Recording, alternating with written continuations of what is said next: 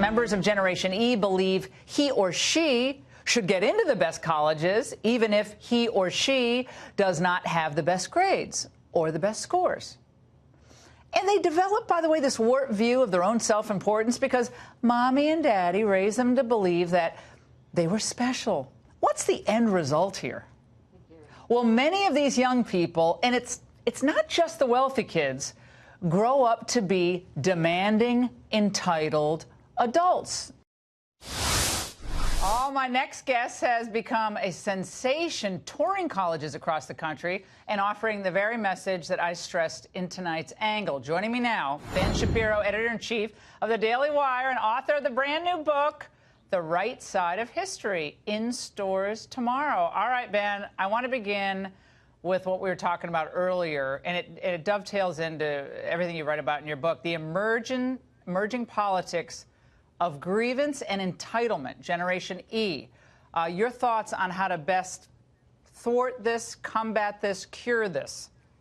I mean, I think that the best way to combat a lot of this stuff is to focus on achievement and freedom and responsibility. The fact is that freedom comes along with the duty to achieve, and you're not owed anything in this world. Why should you perceive yourself to be owed a college slot? Why should your parents give you everything? You know, that sort of mentality is foreign to a lot of the bases for Western civilization and the basis for America, this idea that we were supposed to go forth and conquer, that we were supposed to forge into the wilderness, and we were supposed to build something out there. That sort of mentality, unfortunately, has been abandoned in favor of this grievance culture, as you suggest, that says that we're all owed something from the world, and if we don't get it, it's because the system has failed us. Well, and even the shirt that young woman was wearing, T-shirt, when she was confronting Chelsea Clinton, of all people, like Chelsea Clinton's. But isn't that kind of I'm so sick of the phrase "jump the shark" because that's jump the shark. But isn't that telling you a lot about just how pathetic this whole entitlement movement has gone when Chelsea Clinton is targeted?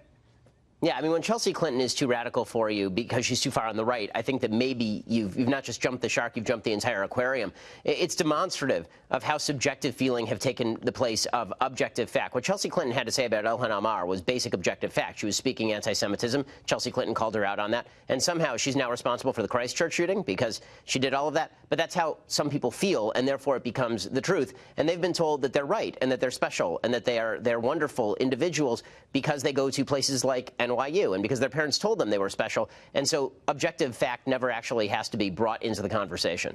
And speaking of the right side of history, Ben, your book, I mean, we got major heads of major departments at Princeton University. Eddie Glaude Jr., he's on MSNBC, and getting back to that Christchurch slaughter, this is what he said.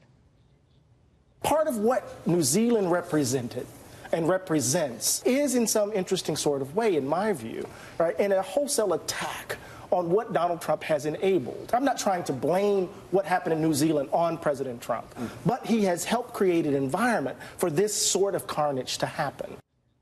So that's where it's going. So he might not have pulled the trigger, but it's the environment of Trump that created the hate and the intolerance, et cetera, et cetera. That's reverberated across the airwaves, Ben, for the last 72 hours plus, and it's still going. Well, there's certainly a narrative that's being driven by the left when it comes to the Christchurch shooting.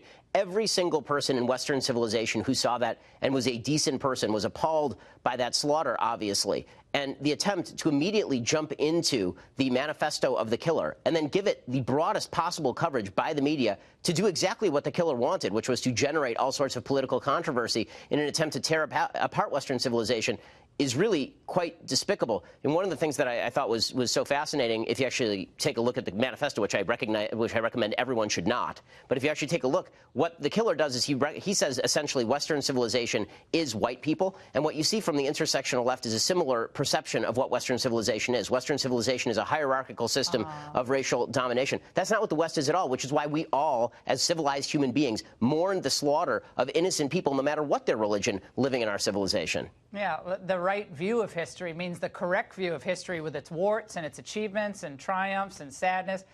But it's finally been on folks that are thinking of inviting a conservative to a campus to speak, or a conservative going to. There are a lot of people who are just saying, you know, I'm not doing it. Jerry Seinfeld won't perform on college campuses because of the political correctness. What do you say to those people who don't want to deal with the grief that you deal with, Dinesh and other people?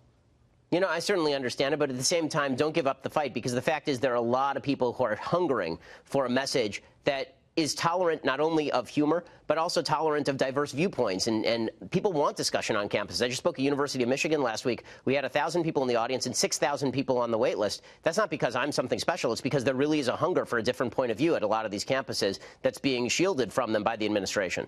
An actual exchange of ideas. What a shock on a college campus. Ben, congrats on the book. We can't wait to read it. Thanks so much. Thanks so much. All right.